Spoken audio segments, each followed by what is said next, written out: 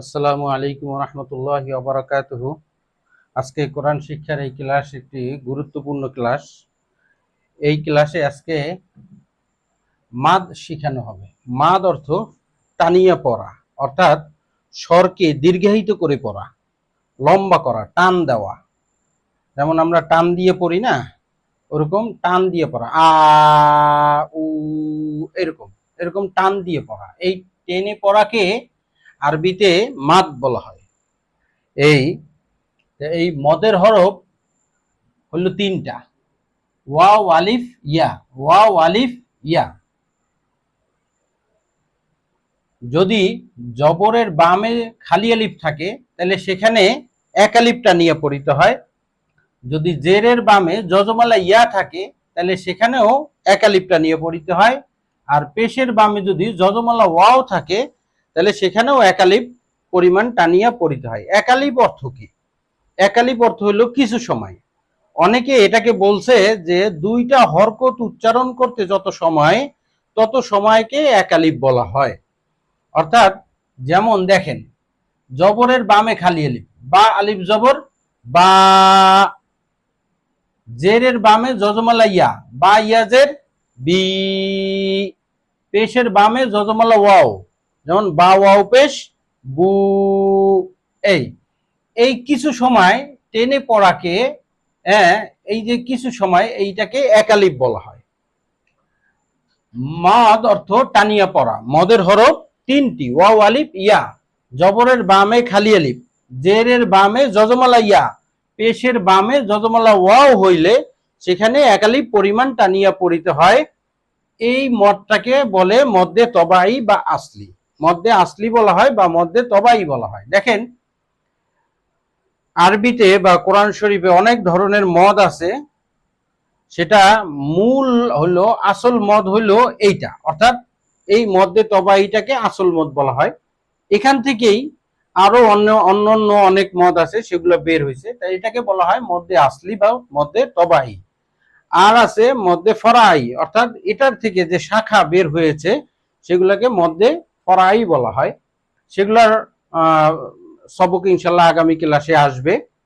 তা আজকে মদ্দে আসলি সম্পর্কে আলোচনা। অর্থাৎ ওয়াও আলিফ ইয়া হলো মদের হরফ। জবরের বামে খালি আলিফ, জেরের বামে যজমালা ওয়াও, জেরের বামে যজমালা ইয়া এবং পেশের বামে যদি যজমালা ওয়াও থাকে তাহলে এক আলিফ পরিমাণ টানিয়া পড়িতে হয়। যেমন বা আলিফ জবর বা, এরকম প্রত্যেকটা অক্ষর দিয়ে, প্রায় অক্ষর দিয়ে এখানে এনেছি। যেমন বা আলিফ জবর বা, তা আলিফ জবর তা, সা আলিফ জবর সা সা, জিম আলিফ জবর জা, হা আলিফ জবর হা। এই যে এক আলিফটা নিয়ে পড়া। খ আলিফ জবর খ, দাল আলিফ জবর দা, র আলিফ জবর র, সিন আলিফ জবর সা, সাদ আলিফ জবর স, তোয়া আলিফ জবর ত, আইন আলিফ জবর আ, ফা আলিফ জবর ফা, কাব আলিফ জবর কা, লাম আলিফ জবর লা, ওয়াও আলিফ জবর ওয়া, হা আলিফ জবর হা। এরকম যেই হরফের উপর জবর থাকবে তার বামে যদি খালি আলিফ থাকে তাহলে সেখানে এরকম এক আলিফ টানিয়া পড়তে হবে। এটাকে মদ্দে তবাই বা আসলি বলে। যেমন শব্দের ক্ষেত্রে দেখেন, তা আলিফ জবর তা, বা জবর বা, তা বা, তা বা, তা বা, জাল আলিফ জবর জা, তা জবর তা, জা তা, জা তা, জা তা। এরকম খ আলিফ জবর খ, ফা জবর ফা, খ ফা, খ ফা, খ ফা।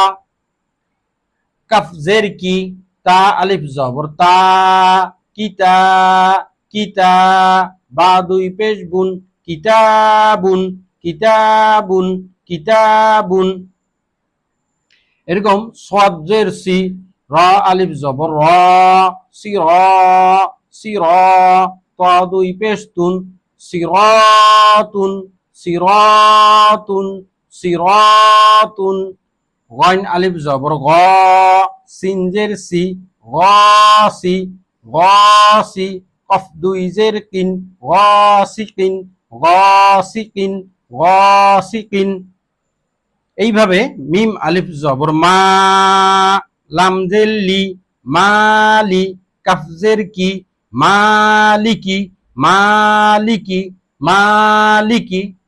এইভাবে জবরের বামে দেখেন খালি আলিফ, সেখানে এক আলিফ করে টানা।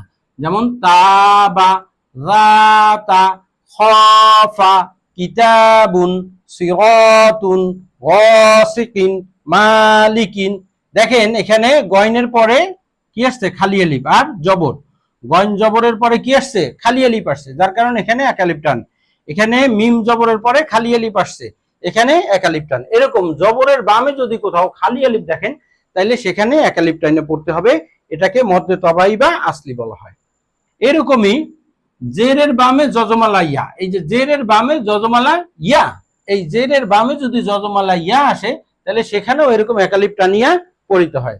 যেমন বা ইয়া জের বি, তা ইয়া জের তি, জিম ইয়া জের জি, দাল ইয়া জের দি, র ইয়া জের রি, সিন ইয়া জের সি, সদ ইয়া জের সি, লাম ইয়া জের লি, মিম ইয়া জের মি, হা ইয়া জের হি, কাফ ইয়া জের কি। এই জেরের বামে যজমালা ইয়া, জেরের বামে যজমালা ইয়া, মনে রাখবেন জেরের বামে যজমালা ইয়া হইলে এক আলিফটা নিয়ে পড়তে হয়। যেমন শব্দের মধ্যে দেখেন তা ইয়া জের তি, নুন দুই পেশ নুন, তি নুন, তি নুন, তি নুন।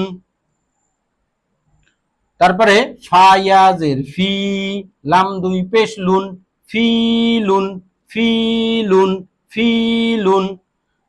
তারপরে দেখেন ফা ইয়া জের ফি, হা জের হি, ফি হি, ফি হি, ফি হি। হামজা জবর আ, বা ইয়া জের বি, আবি, আবি, আবি। দাল ইয়া জের দি, নুন দুই পেশ নুন, দি নুন, দি নুন, দি নুন। কফ ইয়া জের কি, লাম জবর লা, কিলা, কিলা, কিলা। তারপরে দেখেন বা জবর বা, নুন ইয়া জের নি, বানি, বানি, বানি। র জবর র, হা ইয়া জের হি, রহি, রহি। মিম দুই পেশ মুন, রহিমুন, রহিমুন, রহিমুন। এইভাবে যদি আমরা এই দেখি জেরের বামে যজমালা ইয়া, তখন আমরা এখানে এক আলিফ পরিমাণ টানিয়ে পড়ব। যেমন তিনুন, ফিলুন, ফিহি, আবি, দিনুন, কিলা, বানি, রহিমুন। এইভাবে এরকম দেখেন হা জবর হা, কাফিয়া জের কি, হাকি, মিম দুই পেশ মুন, হাকিমুন, হাকিমুন, হাকিমুন। আইন জবর আ, লাম ইয়া জের লি, আলি, মিম দুই পেশ মুন, আলিমুন, আলিমুন, আলিমুন। হামজা জবর আ, মিম ইয়া জের মি, আমি, নুন দুই পেশ নুন, আমিনুন, আমিনুন, আমিনুন। এরকম আইন জবর আ, জয়া ইয়া জের জি, আজি, মিম দুই পেশ মুন, আজিমুন, আজিমুন, আজিমুন। হামজা লাম জবর আল, লাম জবর লা, আল্লাহ। জাল ইয়া জের জি, আল্লাজি, আল্লাজি। নুন জবর না, আল্লাযিনা। দেখেন এই জাল জের, এই জালের নিচে জের, তারপরে যজমালা ইয়া আসছে, যার কারণে এখানে আল্লাযী এক আলিফ পরিমাণ টান। এইভাবে হাকিমুন, এই যে কাবজের, কাবজের কি আর ইয়া সাকিন, যার কারণে জেরের বামে যজমালা ইয়া আসছে। তাহলে জেরের বামে যদি যজমালা ইয়া আসে, এক আলিফ পরিমাণ টানিয়ে পড়তে হয়। আলিমুন, আমিনুন, আজিমুন, আল্লাযীনা। ঠিক একই রকম যদি পেশের বামে যজমালা ওয়াও আসে, তাহলে সেখানেও এক আলিফ টানিয়ে পড়িতে হয়। যেমন হামজা ওয়াও পেশ উ, বা ওয়াও পেশ বু, হা ওয়াও পেশ হু, দাল ওয়াও পেশ দু, র ওয়াও পেশ রু, সিন ওয়াও পেশ সু, সাদ ওয়াও পেশ সু, লাম ওয়াও পেশ লু, মিম ওয়াও পেশ মু, ইয়া ওয়াও পেশ ইউ, হামজা ওয়াও পেশ উ, এইভাবে। অর্থাৎ পেশের বামে যজমালা ওয়াও।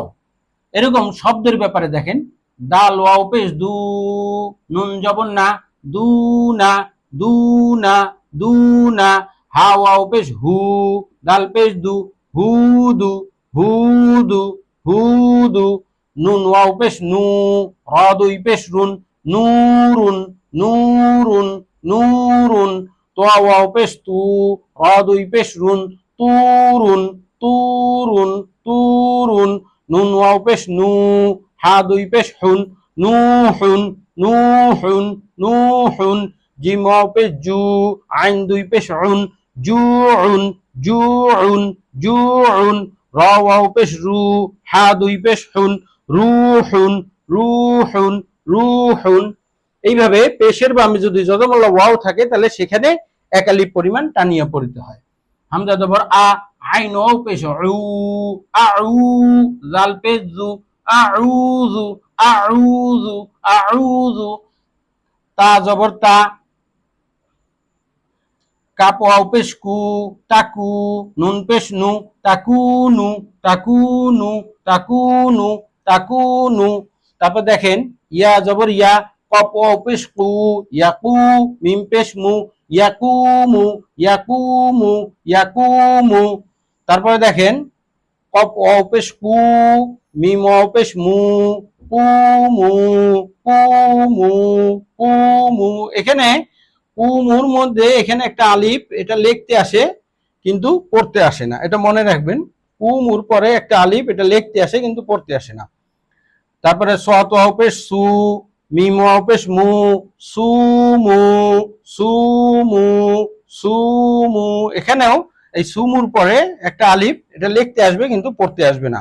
র জবর র, সিন ওয়াও পেশ সু, রসু, লাম দুই পেশ লুন, রসুলুন, রসুলুন, রসুলুন। এইভাবে পেশের বামে যদি দেখেন যজমালা ওয়াও আসছে তাহলে সেখানে এরকম একালিপ পরিমাণ টানিয়ে পড়বেন। তাহলে আমরা জানলাম মদ অর্থ টানিয়ে পড়া। মদের হরফ তিনটি, ওয়াও আলিফ ইয়া, জবরের বামে খালি আলিফ, জেরের বামে যজমালা ইয়া, এবং পেশের বামে যজমালা ওয়াও যদি থাকে তাইলে আমরা সেখানে একালিপ পরিমাণ টানিয়ে পড়ব। এই একালিপ বলা হয় দুইটা হরকত উচ্চারণ করতে যত সময় লাগে সর্বনিম্ন এতটুক, আর এর চেয়ে একটু বেশিও হইতে পারে। এই তাহলে এটাকে একালিপ পরিমাণ বলা হয়, অর্থাৎ কিছু সময় টানিয়ে পড়া। দু, রু, সু, সু, এই। আল্লাহ রাব্বুল আলামিন আমাদের সবাইকে সহিভাবে কোরআন পড়ার তৌফিক দান করুক। আমা তৌফিকি ইল্লা বিল্লাহ।